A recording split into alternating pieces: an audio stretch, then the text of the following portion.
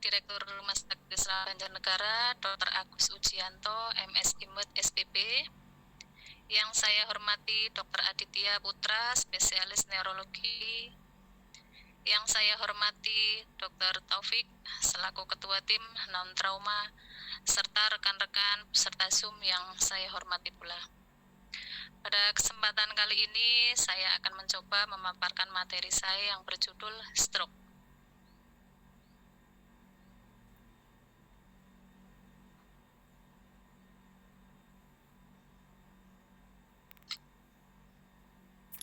Apa itu stroke? Stroke adalah penyakit pembuluh darah otak. Definisi menurut WHO, stroke adalah suatu keadaan di mana ditemukan tanda-tanda klinis yang berkembang cepat berupa defisit neurologi vokal dan global.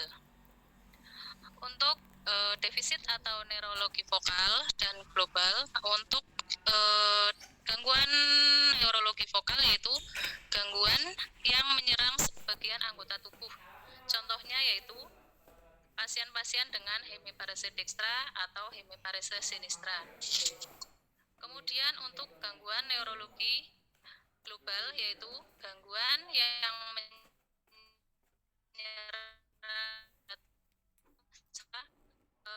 contohnya itu pasien penurunan kesadaran, juga pasien-pasien kemudian bisa dikatakan serangan itu berlangsung lama 4 jam atau lebih. Pasien bisa dikatakan jika serangannya kurang dari 24 jam belum bisa dikatakan stroke. Bisa dikatakan dinamai dengan TIA dan iskemik. Bisa dikatakan stroke bisa juga menyebabkan kematian. Stroke tidak ada sebab lain selain gangguan vaskuler, yaitu adanya sumbatan atau perdarahan. Stroke terjadi apabila pembuluh darah otak mengalami penyumbatan atau pecah. Akibatnya, sebagian anggota tidak mendapatkan pasokan darah yang membawa oksigen yang diperlukan sehingga mengalami kematian sel atau jaringan.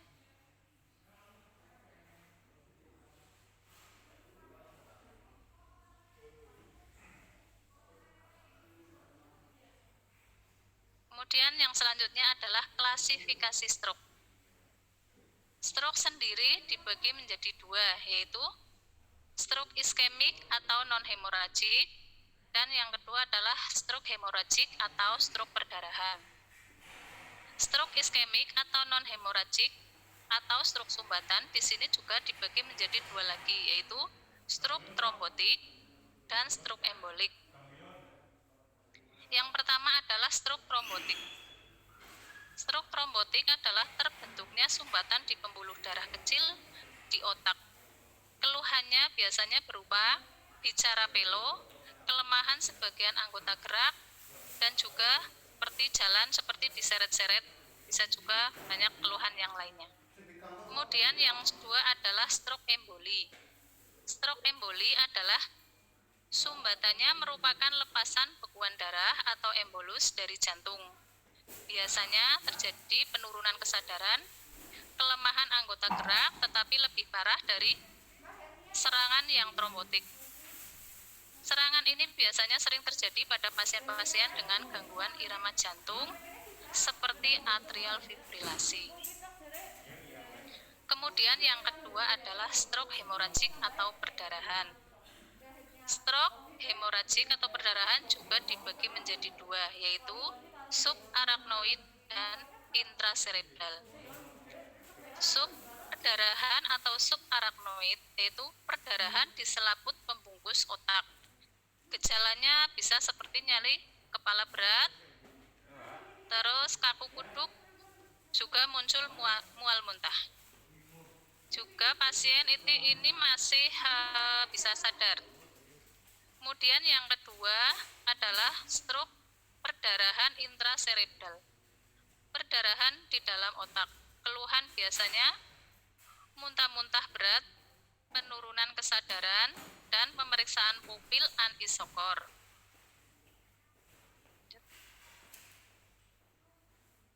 Kemudian yang selanjutnya adalah faktor risiko stroke. Ada dua tipe faktor risiko stroke, yaitu faktor yang bisa dirubah dan faktor tidak bisa dirubah. Yang pertama adalah faktor tidak bisa dirubah. Contohnya seperti usia. Usia merupakan faktor risiko stroke yang paling kuat. Dengan meningkatnya usia, maka meningkat pula insidensi iskemik cerebral tanpa memandang etnis dan jenis kelamin. Kemudian yang kedua adalah jenis kelamin. Jenis kelamin, wanita lebih banyak memiliki kecacatan setelah stroke dibanding pria. Wanita juga lebih banyak mati setiap tahunnya karena terkena stroke. Namun insidensi stroke lebih tinggi pada pria. Yang selanjutnya adalah riwayat keluarga. Riwayat keluarga, jika dalam keluarga ada yang menderita stroke, maka yang lain memiliki resiko lebih tinggi terkena stroke dibanding dengan orang yang tidak memiliki riwayat stroke di keluarganya. Kemudian yang selanjutnya adalah etnis atau ras. Terus untuk faktor yang bisa dirubah, diantaranya yaitu hipertensi. Tekanan darah tinggi adalah faktor risiko stroke yang paling penting. Untuk mencegahnya adalah biasanya dengan mengurangi pola makan atau gaya hidup.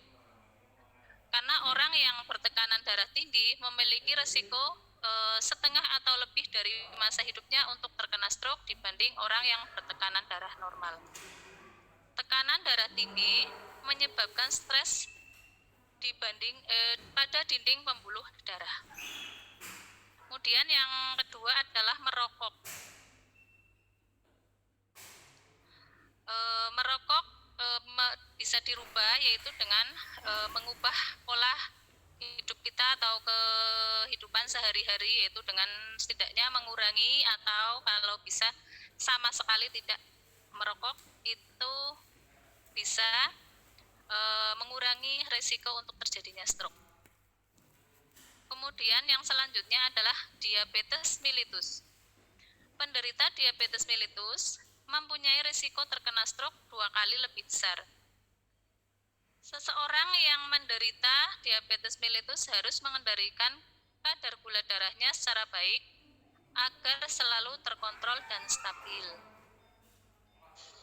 Yang selanjutnya adalah aktivitas fisik. Aktivitas fisik juga bisa dirubah dengan kita harus bisa mengendalikan aktivitas mana yang sekiranya berlebih atau bisa dikurangi agar juga bisa mengurangi risiko terjadinya stroke. Dan yang selanjutnya adalah obesitas. Obesitas dan kelebihan berat badan akan mempengaruhi sistem sirkulasi. Obesitas juga menyebabkan seseorang memiliki kecenderungan memiliki kolesterol tinggi, tekanan darah tinggi, dan diabetes mellitus yang semuanya dapat meningkatkan risiko terjadinya stroke. Kemudian yang selanjutnya adalah kolesterol tinggi.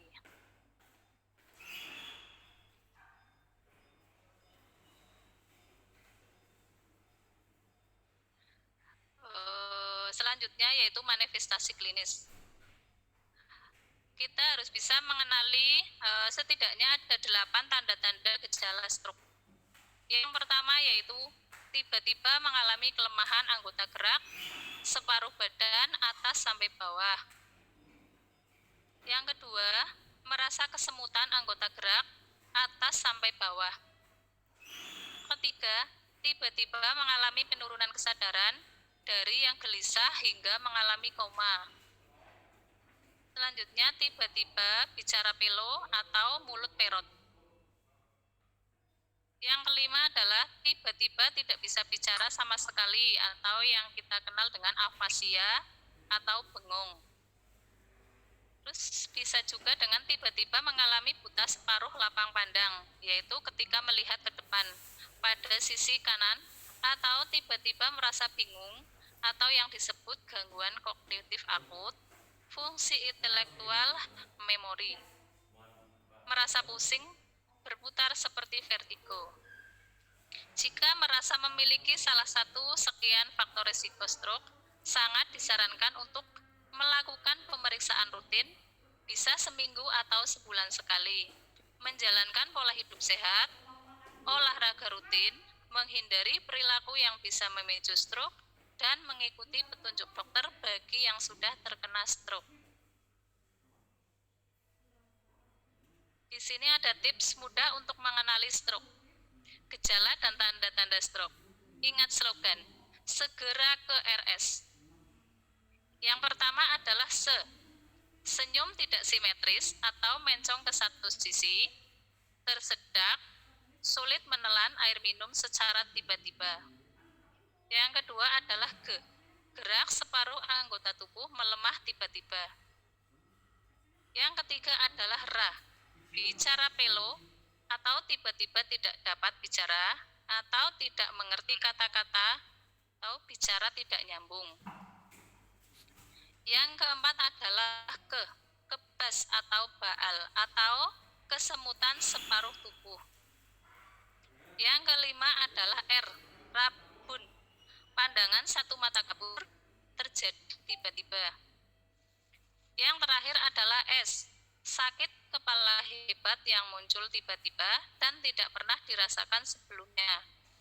Gangguan fungsi keseimbangan seperti terasa berputar, gerakan sulit dikoordinasi. Untuk yang selanjutnya adalah pemeriksaan penunjang. Ada beberapa macam pemeriksaan penunjang untuk mengetahui terjadinya stroke. Yang pertama adalah cerebral angiografi, yang fungsinya adalah membantu menentukan penyebab stroke secara spesifik, misalnya pertahanan atau sumbatan arteri. Yang kedua adalah computerized tomography scanning atau yang biasa kita kenal dengan CT scan. Ini adalah fungsinya untuk mengetahui adanya tekanan normal dan adanya trombosis, emboli cerebral, dan tekanan intrakranial atau TIK.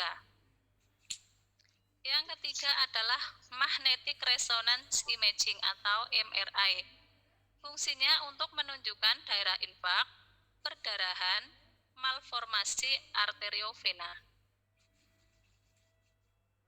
Di sini ada dua macam hasil CT scan, yaitu antara CT scan sumbatan dan CT scan perdarahan.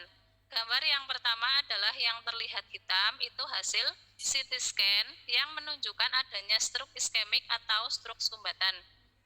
Kemudian yang gambar kedua adalah CT scan yang menunjukkan stroke hemoragik atau perdarahan, atau bisa dilihat hasil gambarnya adalah berwarna putih.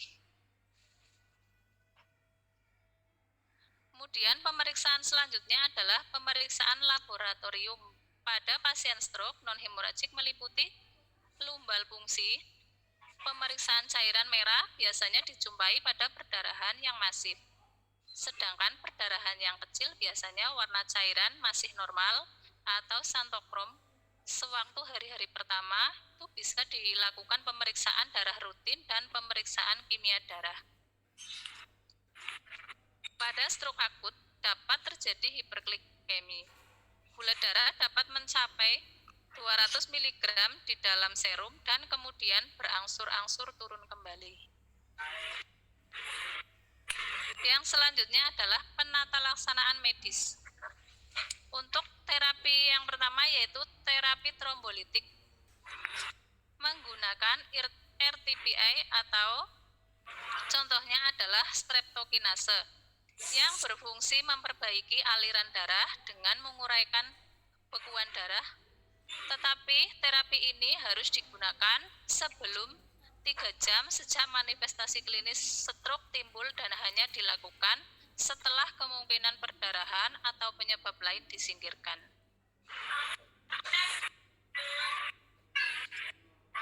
Terapi yang selanjutnya yaitu terapi antikoagulan. Terapi ini diberikan bila penderita terdapat resiko tinggi kekambuhan emboli, infak miokard yang baru terjadi, atau fibrilasi atrial. Terapi antikoagulan contohnya adalah heparin atau warfarin.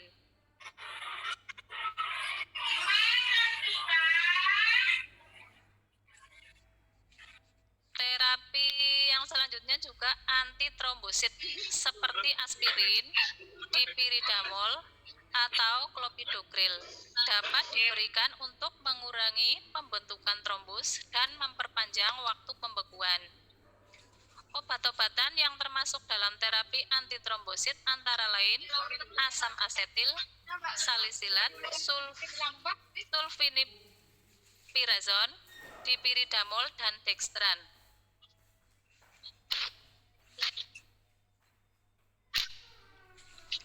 Terapi yang selanjutnya adalah terapi suportif. Terapi yang berfungsi untuk mencegah perluasan stroke dengan tindakannya meliputi penata laksanaan jalan nafas dan oksigenasi, pemantauan dan pengendalian tekanan darah untuk mencegah perdarahan lebih lanjut.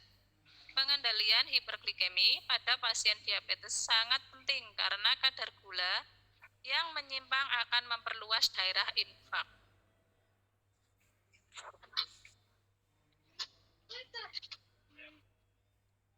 Untuk masalah keperawatan yang mungkin muncul pada pasien stroke adalah resiko gangguan perfusi jaringan cerebral, gangguan mobilitas fisik, gangguan bicara, dan gangguan menelan.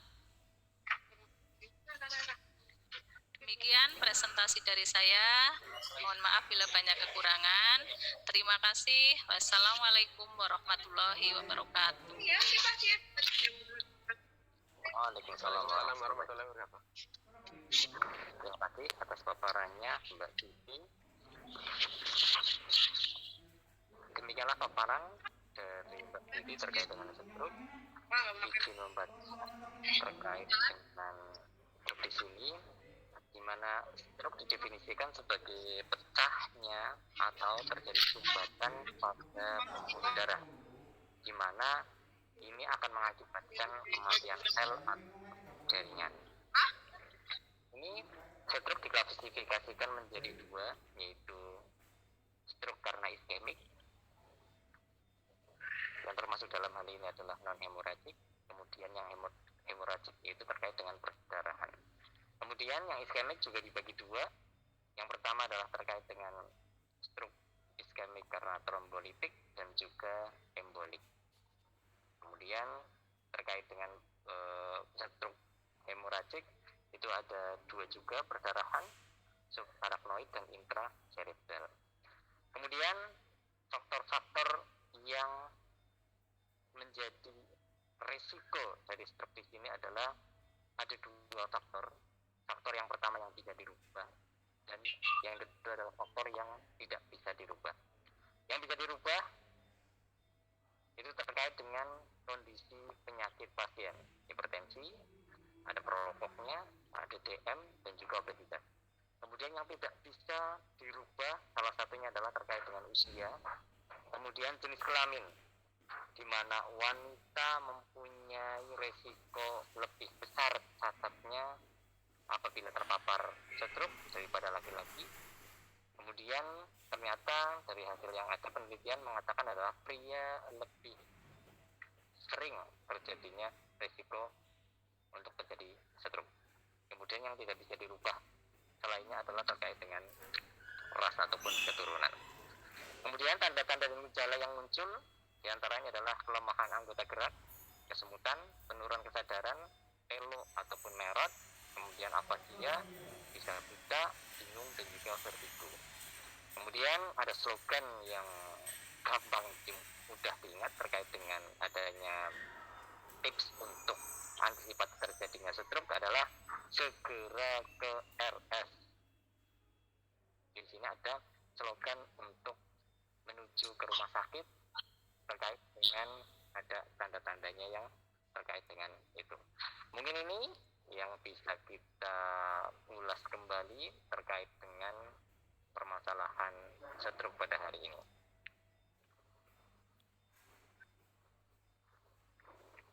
Monggo bagi yang pengen bertanya silakan ataupun menanggapi silakan. Setelah hadir di sini Dr. Aditya, spesialis neurologi, yang insya Allah bisa menanggapi terkait dengan ini. Dr. Aditya.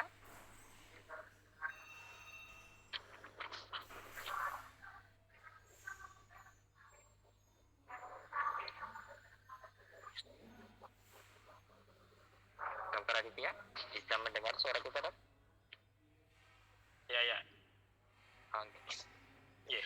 Sebelum ini monggo kita anggapi terkait dengan tadi paparan materi dari Mbak Siti Marhamah. Sembari kita menunggu pertanyaan atau tanggapan dari teman-teman yang mengikuti webinar ini. Monggo, silakan Dr. Aditya. Ya, alhamdulillah matur nuwun tadi Mbak Siti atas presentasinya bagus sekali. Jadi sudah banyak menjelaskan ya overview tentang stroke itu seperti apa. Itu terus kemudian kalau tanggapan saya sih sebenarnya kan kalau ya sebenarnya tergantung sasaran kita ya, terkait kita mau memahami stroke itu sampai sejauh mana. Kalau dari mungkin saya tambahi hal-hal penting terkait dengan yang klinis yang sering kita hadapi sebagai dokter maupun perawat maupun tenaga medis yang lain ya. Jadi kalau stroke tadi benar memang ada dua jenis ya secara umum, perdarahan sama sumbatan, gampangnya seperti itu gitu. Dan membedakan kedua jenis stroke itu di awal itu sangat penting gitu. Jadi itu sangat-sangat krusial karena terapinya sama sekali berbeda. Terapi stroke sumbatan A, terapi stroke yang perdarahan B, dan itu sangat bertolak belakang. Kalau ketika ternyata stroke sumbatan kok dikasih terapi yang perdarahan, nah itu mabul-mabul nanti. Jadi berbahaya sekali untuk pasien. Jadi intinya memang selain dari pertama tadi yang bagus ada mnemonik dari Kemenkes ya, segera ke RS tadi, itu untuk masyarakat awam bisa di share banyak-banyak gitu kan. Terus kemudian ya tadi kita sebagai tenaga medis harus bisa membedakan apakah ini stroke perdarahan atau stroke sumbatan. Nah, membedakannya dengan apa sekarang? Kalau yang jelas memang CT scan ya. Jadi memang seharusnya idealnya memang CT scan itu harus ada di setiap rumah sakit ya. Rumah sakit tipe C ke atas harusnya memang sudah ada gitu. Jadi itu penting. Nah, ini yang seringkali mungkin kurang tepat gitu. Apa sih sebenarnya tujuannya CT scan itu? Tujuannya CT scan pada pasien stroke itu banyak yang bilang untuk mencari perdarahan, untuk mencari infaknya, mencari sumbatannya gitu. Padahal sebenarnya tidak. Tujuannya CT scan itu harus segera dilakukan adalah untuk mengeksklusi perdarahan. Tujuannya itu exclude hemorrhagic gitu ya. Jadi kita lihat dulu, kita nggak perlu tuh nyari infaknya, tapi kita lihat dulu pastikan bahwa tidak ada perdarahan. Kalau tidak ada perdarahan, sementara klinisnya sudah sesuai ke stroke, berarti itu sudah definitif stroke non hemorrhagic gitu. Karena apa? Karena di awal-awal onset stroke, infaknya belum kelihatan kalau di CT scan. Jadi bisa jadi bacaan CT scan-nya normal,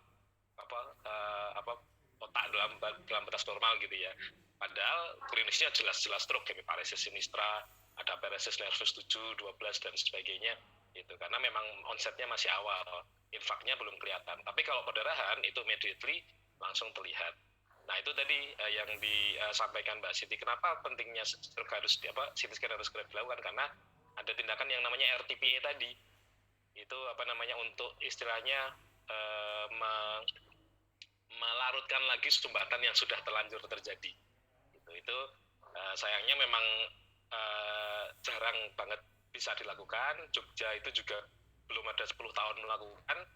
Dulu saya di Sarjito, awal-awal dilakukan RTP itu ketika saya residen, sebelumnya belum pernah gitu. Jadi memang relatif baru. Di Purwokerto ini baru mau di Margono ya, baru mau memulai RTP karena memang kejar-kejaran dan waktu. Nah, ini juga pentingnya kita sebagai tenaga kesehatan untuk edukasi masyarakat ya.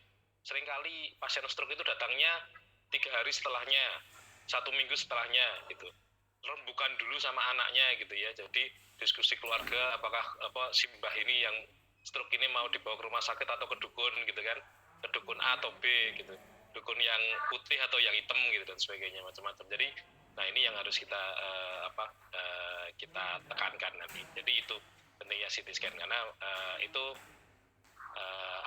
menentukan sekali pengobatannya. Nah, kalau pertanyaannya ketika memang CT scan tidak bisa dilakukan, dengan apa membedakan gitu. Misalnya kita kerja di tempat yang jauh dari akses. Kalau mungkin di RSI kan walaupun nggak punya CT scan masih bisa ke RSUD gitu ya, atau yang di rumah sakit lain yang punya CT scan. Tapi kalau misalnya di tempat yang di luar Jawa misalnya, yaitu ada dua cara, nanti teman-teman boleh googling ya, dua cara untuk kira-kira memprediksi apakah ini stroke perdarahan atau sumbatan. Yang pertama adalah dengan algoritma stroke Gajah Mada. Nanti teman-teman bisa searching. Terus yang kedua adalah Siriraj score, SIRIRAJ, Siriraj score. Itu nanti di scoring dari klinis pasien, nanti kira-kira mengarahnya kemana. Walaupun saya pribadi secara pengalaman dan teman-teman saya juga tidak terlalu merekomendasikan. Kadang kita itu pakainya insting. Jadi kenapa salah satu pentingnya tenaga kesehatan itu ya instinktif ya. Kadang-kadang yang memang nggak bisa diteorikan gitu. Karena saya seringkali menemukan Siriraj skornya atau algoritma stroke yang adanya bilang itu stroke perdarahan, nyatanya infark atau sebaliknya. Dihitung nyatanya perdarahan, sering sekali. Nah itu kadang-kadang pakai insting. Kayaknya nggak mungkin deh kalau walaupun ini secara teori Sirirajnya stroke perdarahan, tapi kognitifnya nggak mendukung. Berdasarkan pengalaman saya kok selama ini banyak stroke infark. Nah ternyata benar. Nah seringkali insting itu malah kadang-kadang berbicara lebih banyak. Nah itu memang nggak bisa diteori gitu. Dan itu ya jangan ditulis di sebagai teori. Itu nggak gitu. Karena itu tadi kita punya intuisi yang terbentuk ketika kita memang sering menghadapi pasien, banyak pengalaman dan sebagainya. Itu yang nggak bisa dibeli dengan apapun, karena itu pengalaman ya, experience. Semakin sepuh semakin baik ya, semakin terasa. Makanya banyak dokter yang hanya dengan melihat cara jalan pasien, tahu Parkinson, itu stroke-nya apa, hanya dengan melihat saja gitu, nggak usah ditanya-tanya, nggak usah diganu gitu. Jadi memang kayak gitu. Nah itu yang pentingnya membedakan itu. Terus tadi kalau dari kita intinya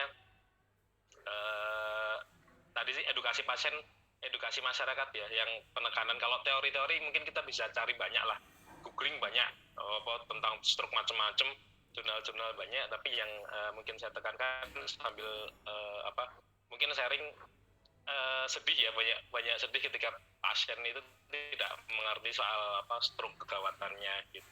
Jadi mitos-mitos berkembang soal stroke banyak banget, baik yang meremehkan maupun yang melebih-lebihkan gitu ya. Jadi contoh ya tadi yang sering misalnya kalau pasien kemungkinan stroke ditusuk jarinya dan sebagainya, itu macam-macam lah mitos-mitosnya. Terus kemudian dari itu yang ngawur ya. Terus kemudian sampai yang kemudian meremehkan gitu. Jadi stroke dianggapnya ya yang sering itu kultur, nggak tahu ya, kultur di Banyumas Raya ya. Kalau di Jogja saya jarang menemukan. Di Banyumas Raya ya, di Purwokerto, Bojonegoro, Purbalingga. Terus itu tuh banyak yang pasien bilang, tak tanyain, pernah stroke nggak? Gitu pasiennya gitu sama keluarganya. Nggak pernah dok gitu. Terus tapi kok lemes gitu, udah lama gitu kan. Terus baru akhirnya ada orang yang gitu, stroke sih nggak pernah dok, cuma pernahnya gejala stroke gitu. Nah, bedanya apa gitu. Jadi stroke ya stroke gitu kan. Jadi orang-orang tuh melembut-lembutkan, bukan stroke ini cuma gejala stroke.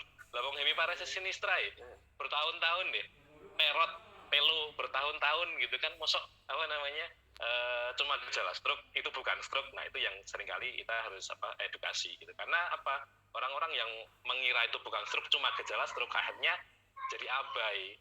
Akhirnya seringkali saya menemukan stroke recurrent, stroke yang terjadi berulang kali, 2 kali, 3 kali, 4 kali adalah model-modelnya orang-orang seperti itu yang meremehkan. Jadi ini bukan stroke, cuma gejala tok gitu ya.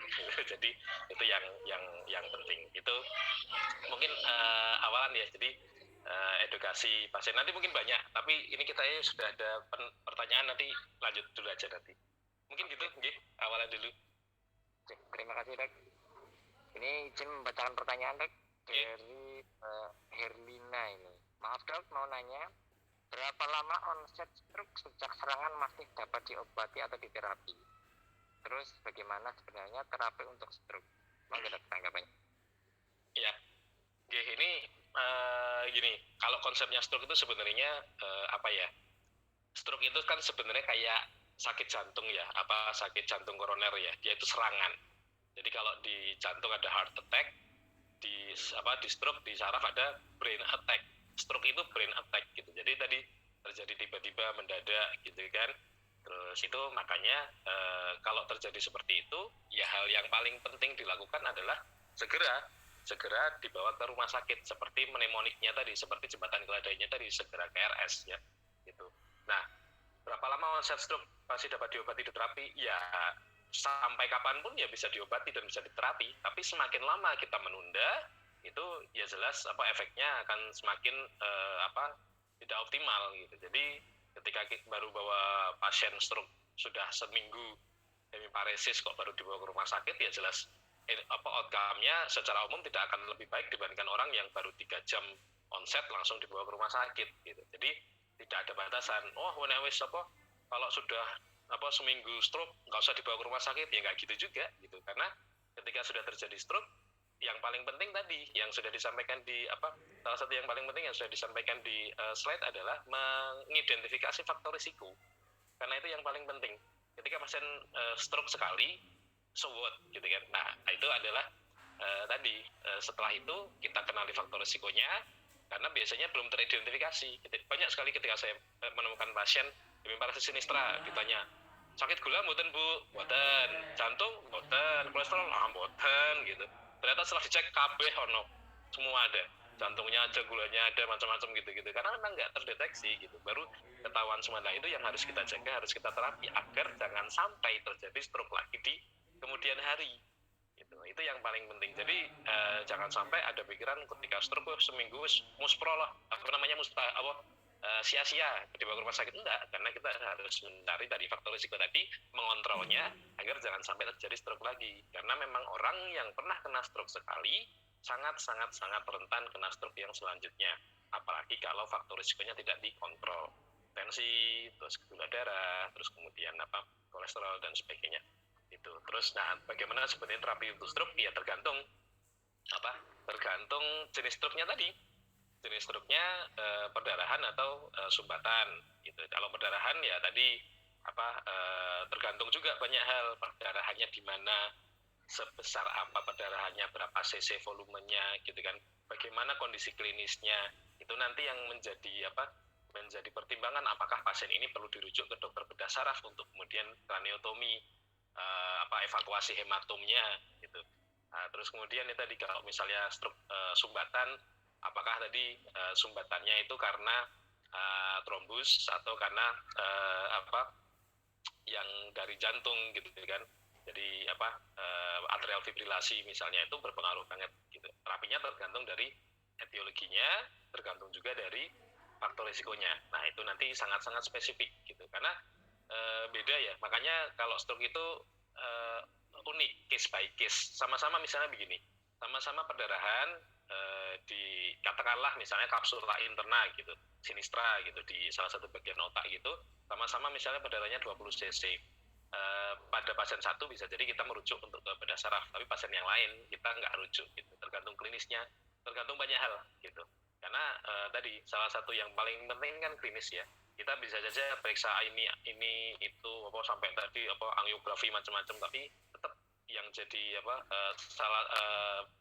parameter utama memang kondisi klinis. Seperti apa kondisi klinis pasien? Karena ada loh pasien yang stroke-nya ringan secara CT scan, secara imaging, tapi kemudian klinisnya berat sekali, penurunan kesadaran. Kita ya bingung, kok bisa begini, padahal stroke-nya harusnya secara teori tidak bisa bikin penkes, penurunan kesadaran gitu. Tapi ada juga stroke yang mungkin sebulan yang lalu ya di RSI saya juga nemu ada perdarahan lumayan besar, tapi pasiennya guya-guyu gitu, maksudnya nyerinya nggak banget sadar gitu kan, padahal harusnya pasien dengan perdarahan otak sebesar itu harusnya terjadi penurunan kesadaran. Nah, itu makanya yang banyak hal yang kemudian harus kita pertimbangkan. Nah, mungkin itu jawaban dari pertanyaan dari Mbak Herlina tadi ya. Matur nuwun. Demikian Mbak Herlina, yang pada intinya adalah semakin tepat lebih baik ya dok ya. Ya, betul. Terapi sesuai dengan tadi hasil pemeriksaannya. Kemudian ada pertanyaan lagi dari Mas Widi ini HCI. Ini mohon izin bertanya terkait dengan hipertensi pada gestasional. Apakah bisa komplikasi ke stroke juga dok? Nggih. Ya, pada prinsipnya kalau hipertensi apapun penyebabnya bisa aja jadi stroke gitu. Karena secara patomekanisme stroke yang perdarahan tadi kan terjadi ketika pecahnya pembuluh darah di otak. Nah, pecahnya pembuluh darah di otak tadi paling sering terjadi pada hipertensi maligna atau hipertensi emergensi, hipertensi yang tensinya tinggi sekali. Jadi tensinya tinggi sekali, pembuluh darahnya itu meregang, sampai ke kekuatan maksimalnya dia bisa meregang sampai akhirnya nggak kuat, pecahlah dia, gitu, terjadi stroke, gitu. Jadi sangat-sangat bisa kalau secara patomekanisme hipertensi gestasional bisa bikin stroke, ya, gitu. Tapi apakah sering atau tidak, ya case by case lah tadi, gitu, tergantung sama kasusnya. Gitu. Hipertensi gestasionalnya sendiri juga kausanya apa, jadi banyak faktor. Tapi kalau ditanya pertanyaannya bisa atau enggak, ya bisa-bisa saja. Apapun penyebab hipertensi ketika dia over itu bisa bikin pecah pembuluh darah di otak yang jadi stroke tadi. Mungkin ngaten. Oke, siap, terima kasih. Demikian Mas Widi. Ini sembari kita menunggu, Dok, ini saya agak tertarik dengan tadi adanya faktor-faktor yang mempengaruhi yang tidak bisa dirubah, Dok. Salah satunya dengan jenis kelamin. Ya, ternyata yang ada itu kan jenis kelamin laki-laki potensi lebih besar terkena stroke. Ya. Tapi ternyata lebih besar kebanyakan pasca stroke-nya lebih bagus perawatannya itu wanita. Bisa dijelaskan gitu ya terkait dengan itu, apa yang mempengaruhi itu, kenapa laki-laki dan perempuan berbeda atau gimana? Ya kalau itu kan sebetulnya statistik gitu-gitu statistik bertahun-tahun dikumpulkan, kemudian muncul konklusi cowok lebih banyak. Tapi kemudian tadi kan yang disampaikan di presentasi adalah beban pasca stroke-nya lebih besar di perempuan ya. Kenapa? Karena yang cowok udah mati. gitu karena memang begitu. Jadi kalau ngomong-ngomong soal statistik bisa banyak didebat lah, karena memang itu kan statistik. Kemudian dari statistik itu kemudian kan gitu kan, kalau metode untuk pengumpulan statistik, kenapa sih kok laki-laki lebih berisiko? Ada yang penjelasan menurut genetiknya, ada penjelasan menurut psikososial approach gitu ya. Misalnya laki-laki lebih misalnya kerja keras misalnya, macam-macam. Terus psikologisnya kalau misalnya kena stroke lebih rentan gitu-gitu, macam-macam, banyak sekali penjelasan terkait itu. Tapi biasanya memang kalau dari pengalaman klinis saya aja lah gitu. Jadi selama saya menangani banyak pasien stroke, ya tadi secara umum laki-laki memang lebih rentan untuk kemudian terjadi stroke, karena memang faktor risikonya lebih banyak ya gitu. Jadi kerja macam-macam gitu kan, belum ditambah faktor psikososialnya, mikir cicilan gitu kan, cicilan lunas gitu kan, tanggal tua terus gitu kan, terus kena nakal-nakal macam-macam lah gitu. Jadi itu seringkali ngaruhnya banyak gitu. Terus kemudian ketika pun terjadi stroke, rata-rata memang yang lebih banyak survive adalah perempuan rata-rata. Jadi ya tadi akhirnya seolah-olah beban pasca stroke-nya itu lebih berat di perempuan. Itu kan by statistik ya. Cuma ya prinsipnya tadi, nah ini yang paling penting adalah menggarisbawahi bahwa stroke itu adalah penyebab kecacatan terbesar nomor 1 di dunia. Gitu. Kalau penyebab kematian paling besar itu kardiovaskular. Jadi penyakit jantung koroner itu paling besar menyebabkan kematian. Tapi stroke paling besar menyebabkan kecacatan. Kenapa? Karena kalau sakit jantung ya wis mati, selesai. Kalaupun survive, dia fungsionalitas hidupnya masih oke lah. Mungkin habis sakit jantung koroner, pasang ring 3 gitu kan. Terus kemudian masih bisa aktivitas, walaupun mungkin ringan-ringan, walaupun mungkin nggak bisa olahraga berat, tapi bisa mandiri, bisa makan sendiri, mandi sendiri, kemudian bisa ngobrol macam-macam. Tapi beda dengan stroke. Stroke ketika nggak mati, kasarannya begitu ya, ketika nggak mati, tadi dia bisa jadi cuma bisa berbaring doang, melek doang, ketap-ketip, nggak bisa ngomong, tadi ya namanya afasia, nggak bisa ngomong gitu kan. Terus kemudian kalaupun mungkin bisa ngomong tapi nggak bisa gerak, kalaupun bisa gerak mungkin nggak bisa jalan, mungkin nggak bisa duduk, berbaring saja. Jadi sangat tergantung pada orang lain gitu kan. Nah itu yang bikin stres tuh di situnya.